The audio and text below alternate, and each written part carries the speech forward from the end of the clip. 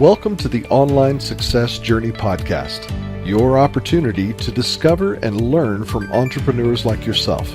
This is not your typical podcast, but a place where you can get the real story and find out how real people encounter speed bumps and detours, but journey through to find success. Now here's your host for the Online Success Journey Podcast, Patience. Hello everyone and welcome to Online Success Journey. This is episode 178. Are you ready to join the clan? Today we have Kelly McCausey, a podcaster, a blogger, creates informational products and runs a membership program. Started out back in 2012, a broke single mom and made graphics and websites for home-based business owners. Working hard with long hours, she soon realized she charged too little for her time and talents. She discovered smart ways to build an income online that didn't sacrifice her time. Today, she holds live events and retreats for female entrepreneurs to help them achieve their dream and grow their online business and community. Hello, Kelly. Hi, I'm so glad to be here. Thank you for coming. I know the clan here is anxious to hear your story, so let's get started with the basics. Can you tell my clan a little bit about your background, about what you did before you started your own online business? You bet. Prior to starting my business, I was working full-time at my church. I was managing the office, running women's ministry. But before that, I did a home daycare for about 8 years. So I'd had a little experience with being my own boss. But in 2002 is when I came online and started looking at all the opportunities available. Wow, what a journey! What is the most dangerous belief an online entrepreneur can have? The most dangerous belief would be that they can do it all by themselves, that they don't need anyone else. To me, that's a really dangerous belief because while we are entrepreneurs, I am my own boss. I'm not doing it on my own. I need the help of a great community around me. I need to be encouraged and supported. I need someone to learn from. We're not on our own in this gig. Kelly, I know you said you found a way to earn money online and you now hold the workshops, retreats, and have your own podcast. But why do you do what you do? My brand is love people and make money. I'm all about content marketing and community building. I believe that a person can sink their roots deep into a community of people, find ways to meet their needs, and that they're going to be able to develop a profit in that process. Community has been so important to me in building my business. I want other entrepreneurs to realize how valuable it is, that you can create content that both attracts your perfect target market, meets their needs, and grows a community. That's what I help my clients do. It's important to me because I know what it's like to not have a community. I know what it's like to be on your own trying to figure things out. Life is hard when you're on your own. What have you learned from business as a whole? I learned to value my time. You know, when I was getting started back in 2002, I had never earned more than $11 an hour at a job. I was a high school dropout. I went back to school. I went to college and then dropped out of college too. So I didn't have a concept of my time being valuable. So when I came online and started doing graphics and help people with their websites, I would be happy if I was making $25 an hour. As years went by, people would tell me, Kelly, you're not charging enough. Kelly, you need to charge more. You need to value your time. And I would think, you're crazy. I'm making great money. But it was a slow lesson for me to pick up on this, but I finally did realize that my time is so valuable. As my experience grew, I got faster. at the services I provided, I got more done. I deserved better pay. When I stopped doing services for other people, I quit doing design for other people in 2011. I moved into the space of being more of a coach consultant. And again, I had to overcome some mindset about the value of my time because I thought, well, if I charge $50 an hour, then I'm getting paid really well. But you know, what I could bring to help somebody with their business as a coach consultant was worth so much more than $50 an hour to them.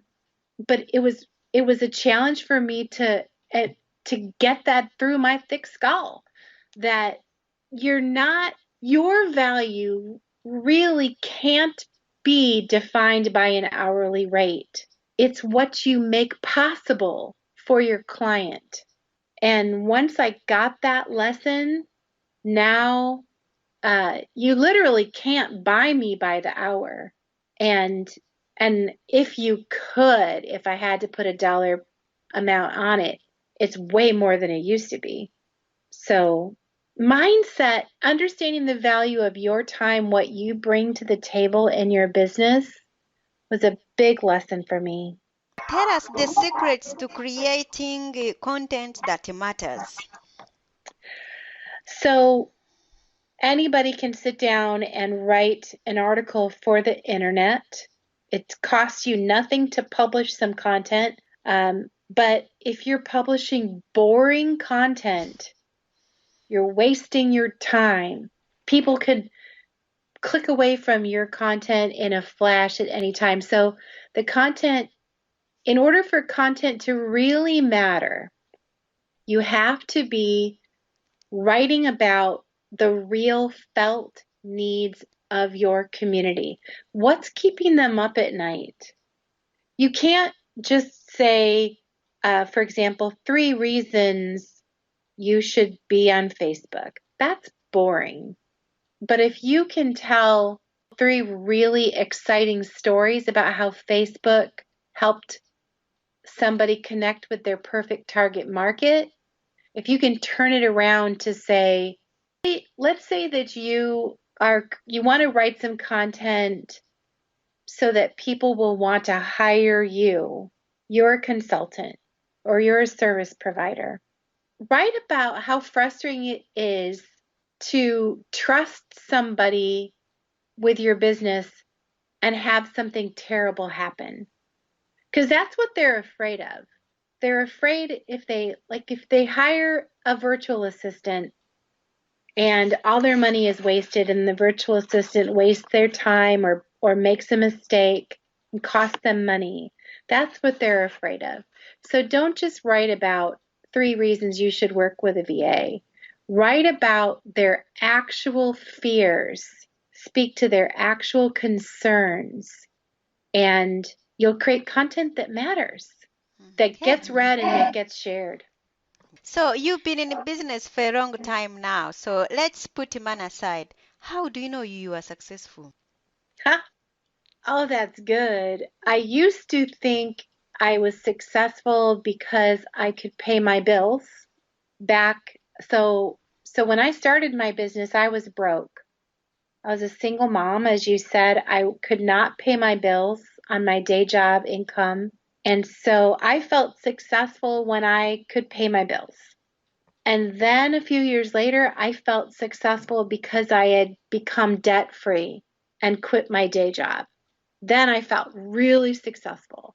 But success is in the eyes of the beholder. You know, I was successful when I could pay my bills. I was successful when I was debt-free and could quit my day job. But today, success means something different to me. Success is not worrying about money. I'm spending 6 weeks in Florida. I'm in a condo on the beach enjoying warm weather instead of being home in Michigan freezing my butt off. That feels really successful.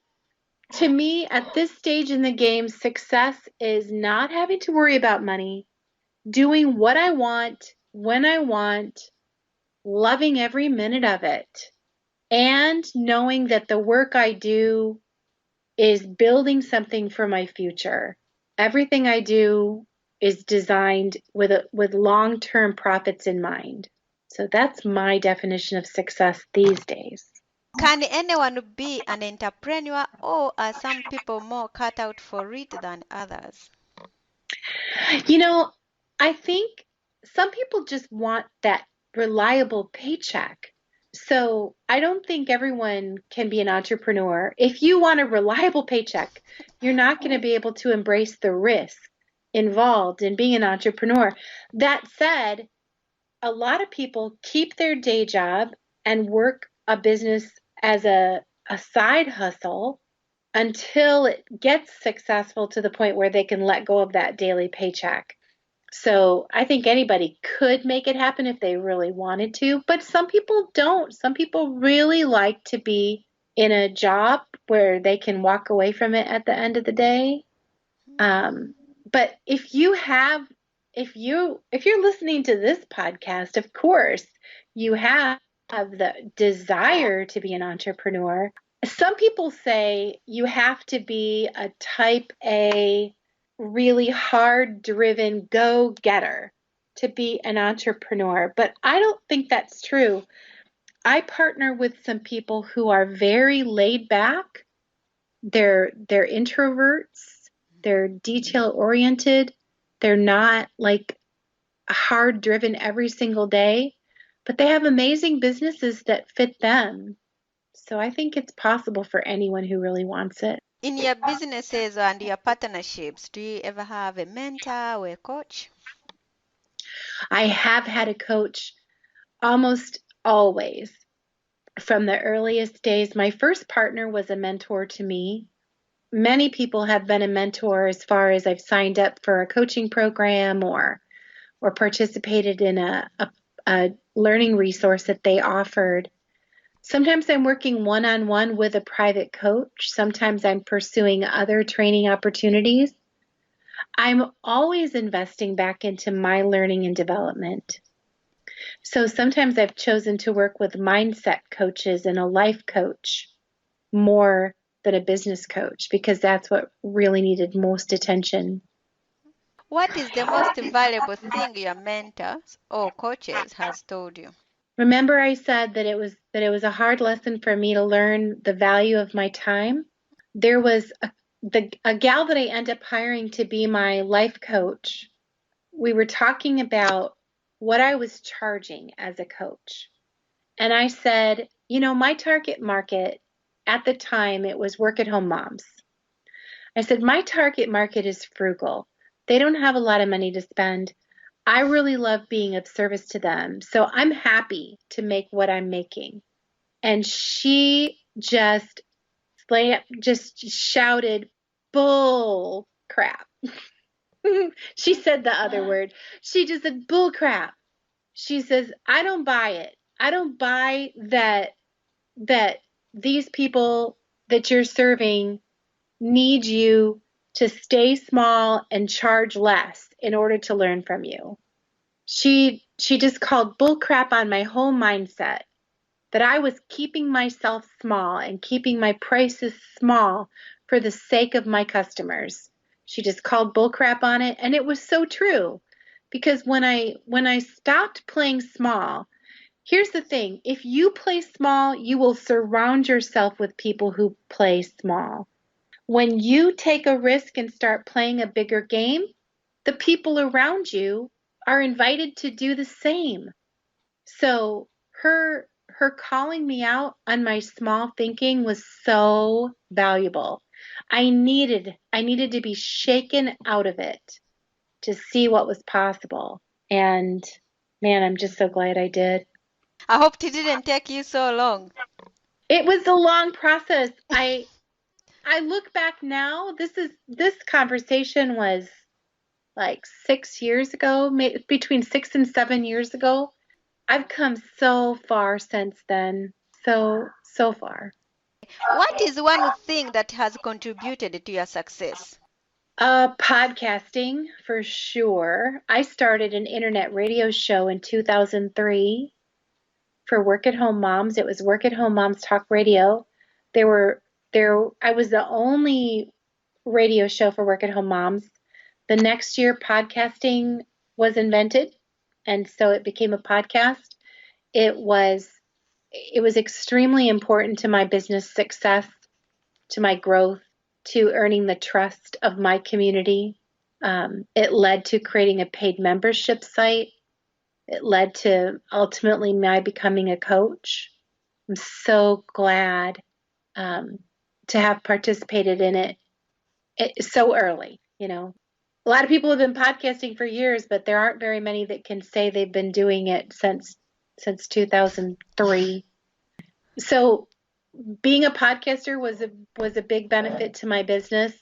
And as a podcaster, I learned the value of having a strong opinion. Some people are afraid to have a strong opinion. They don't want to offend anybody, but if you don't have an opinion, why would they want to listen? So be strong with your opinions. Take a stand. Taking a stand has always benefited my business. Wow, because you are bold, and others there may be thinking, "Well, if I take a stand, I'm just starting, I'm in my first year, I can't just be out there shouting on the roof." You are taking a stand because you've been in business for the last 9 years. There's all these people surrounding you, so they have made you up and build you up to take a stand. So how do you advise to someone who's thinking like that? Well, so I was just as bold and opinionated back then. Wow. My very early podcast, I was opinionated. In the work at home mom space, there are a lot of scams. There are a lot of really disgusting get rich quick schemes. And I took a stand. I was bold and opinionated in pointing at those things and calling them out for what they were. And it made people mad. The people who were promoting those scams, they didn't like my opinion, for sure. It made some enemies, but it won the trust of others, So not everyone is going to be as bold as me. I was just talking about this with one of my best friends recently. She's a quieter person. She's more introverted. So she's not going to jump up on a soapbox and be all bossy and opinionated about something. But she still has her firm opinions. She just states them more peacefully. So you don't have to shout like me, but do think about, what am I willing to take a stand for, and create content that supports that stand. When you think about the community you want to be of service to, think about what you'd like to protect them from or make sure that they know. Those are your opportunities to take a stand and express an opinion. What is one thing no one knows about you? What pops into my head is that I am adopted. Why that popped into my head is because there was a story about this on Facebook today. Some people have a very negative opinion about adoption, that when they mention in the news that someone was adopted, they automatically assume that there's something wrong about that person, like that they're somehow damaged. And I may be damaged, but it's not because I'm adopted. Wow. So now, not everyone is damaged because of their adoption. So there are many reasons why people get adopted. Yeah. Oh, okay. Yep. Right. What grounds you? My community grounds me. My family. I have a beautiful 3-year-old granddaughter. When, as an entrepreneur, I can get pretty excited about my projects, and if I'm in a hustle mode, I can put in really long days. My granddaughter really helps me to unplug and relax. She'll say, "Come play, Nana." That's the best ever. Wow. Okay, tell us how to build confidence in your content. Oh, get it out there. Start publishing. You have to put something out there into the world. But And it then, doesn't look good sometimes. It's like, oh, it's not yet ready. Maybe you made like a video, there is ducks there, it's not really clear, and everyone on YouTube, the videos are looking good. They are waiting to be perfect. right. Well, Mm. first get plugged into a community of people where you can get feedback before you go live. I think that's really helpful. So, Love People Make Money. We have a Facebook community. I have a private mastermind group that people, if someone is interested in group coaching, this group is such a safe place to share your content and get feedback from a small group of people who will be honest and encouraging. A lot of times people will give something a try in that small group, do a video for that small group, get some feedback, and then, they either feel like, yes, it's ready, or I need to go do some more work. And if you can find a small group of people to share your content with first, to get that reassurance that it's ready, that's so helpful. But if you look at other people too much, if you look at people, there are people who do professional photo shoots and hire professional videographers, and they have expensive professional editors, and their videos look perfect. If you compare yourself to them, you're gonna intimidate yourself. Your videos do not have to be professionally excellent in every way.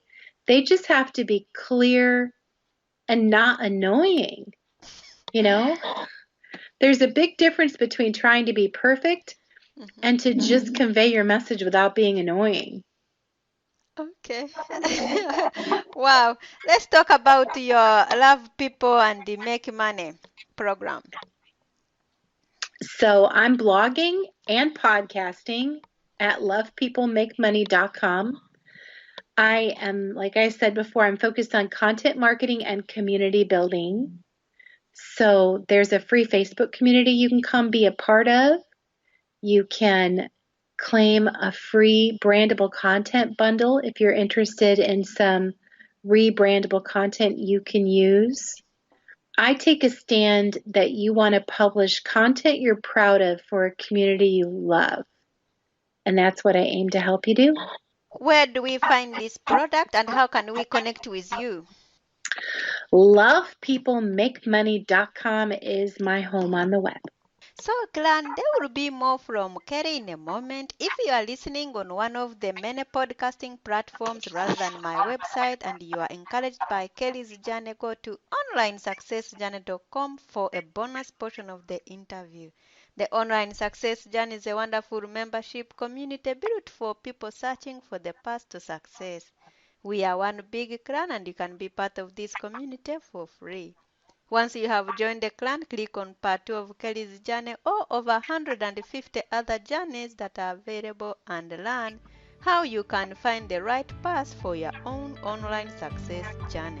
That's a wrap, clan. Remember, success is a journey. Patience and Kelly. This is not the end of the journey. We hope you've enjoyed listening to part 1 and want to be sure you know there is a second part to this and every journey podcast at onlinesuccessjourney.com, filled with even more success tips, uplifting stories, and even a bit of fun. There are dozens of episodes only available to the members of the Online Success Journey clan. Check out the website and click on Join the Clan for more information. Patience would like to thank you for listening to this podcast, and she has a free audio gift for you at her website. Go to onlinesuccessjourney.com for instant access to this gift. Of course, you know that listening to the journeys of others helps each of us chart our own path. So make sure you're subscribed to be notified as each new interview is posted. There are so many ways to stay connected to the Online Success Journey and to listen in. And if you're enjoying the podcast, we appreciate your help in telling others. One of the best ways to share the benefit you get is to rate and review it at Stitcher and other sites by clicking the stars or completing the ratings form, by clicking thumbs up and leaving a comment on YouTube, or liking and sharing the podcast on social media. To review the podcast within iTunes, simply open iTunes to the podcast, click on Ratings and Reviews, then write a review. On behalf of Patience, and until next time, thanks once more for listening. It is our hope that this podcast will guide you on your own online success journey.